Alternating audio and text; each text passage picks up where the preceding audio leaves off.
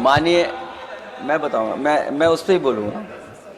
माननीय सभापति, मैं धन्यवाद देता हूं आपको कि आपने मुझे बहुत महत्वपूर्ण विषय पे बोलने का मुझे मौका दिया।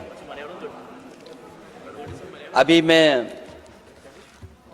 तमिलनाडु की डीएमके की माननीय सदस्य कानिमोझी जी को मैं सुन रहा था और उन्होंने, मैं उनको धन्यवाद देता हूं कि कई महत्वपूर्ण बातें उन्होंने रखी और अभी भी उनको अपनी अच्छी बातों के लिए बधाई मिल रही है। हमें खुशी है इस बात की कि विपक्ष में जो लोग हैं उनको बधाई मिल रही है, लेकिन सत्ता पक्ष के लोग जब बोल के जा रहे हैं तो उनके सदस्य भी उन्हें बधाई नहीं दे रहा कोई। अध्यक्ष महोदय, मैं धन्यवाद देता हूं आपका भी, और क्योंकि मैं उनकी बात सुन रहा था, उनकी बात सुनने से मुझे कुछ याद आया। मैं ये कहना चाहता हूं 2 लाइनों में कि मैं दुनिया को मनाने में लगा हूं। अध्यक्ष महोदय, मैं भारतीय जनता पार्टी के लिए बता रहा हूं ये लाइनें कि मैं दुनिया को मनाने में लगा हूं, मेरा घर मुझसे रूठा जा रहा है।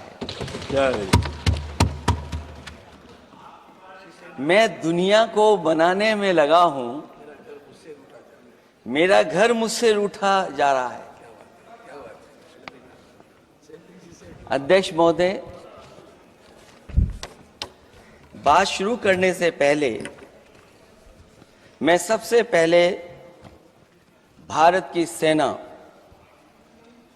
उसका आभार, उसका धन्यवाद देना चाहता हूं। दुनिया में साहसी फौजों में गिनती अगर होती है तो हमारी भारत की सेना सबसे आगे दिखाई देगी। उनके पराक्रम पर, उनकी वीरता पर, उनके अदम्य शौर्य पर हमें सबको गर्व है। कोई ऐसा भारतीय नहीं होगा जिसको गर्व ना हो। हमें अपनी फौज पर गर्व है और हमें इस बात के लिए भी गर्व है कि जब सेना ने अपना ऑपरेशन शुरू किया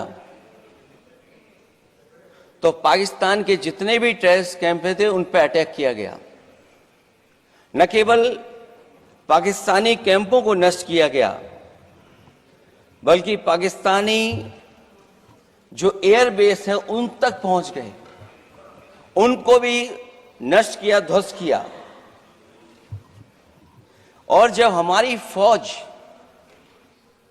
पाकिस्तान को हमेशा हमेशा के लिए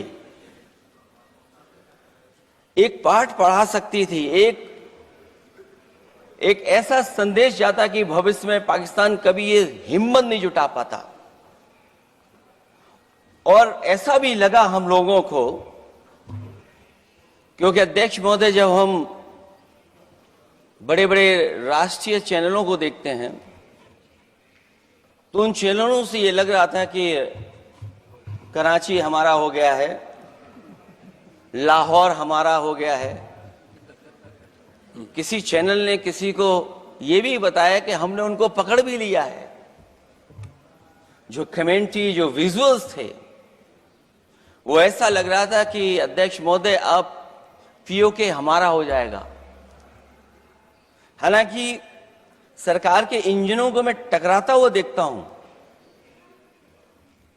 हो सकता है ये मेरा भ्रम हो, लेकिन पीओके के मामले में सभी इंजन हमें एक दिखाई देते हैं, और जहां पीओके पे पहुंचने तक की बात थी, कुछ लोग तो पीओके पर ये कह रहे थे कि हमारा कब्जा हो जाएगा, 6 महीने का केवल हमें मौका मिल जाए। ये अफसर सरकार आखिरकार पीछे कैसे हट गई, और क्या कारण था कि सरकार को सीज फायर का ऐलान करना पड़ा?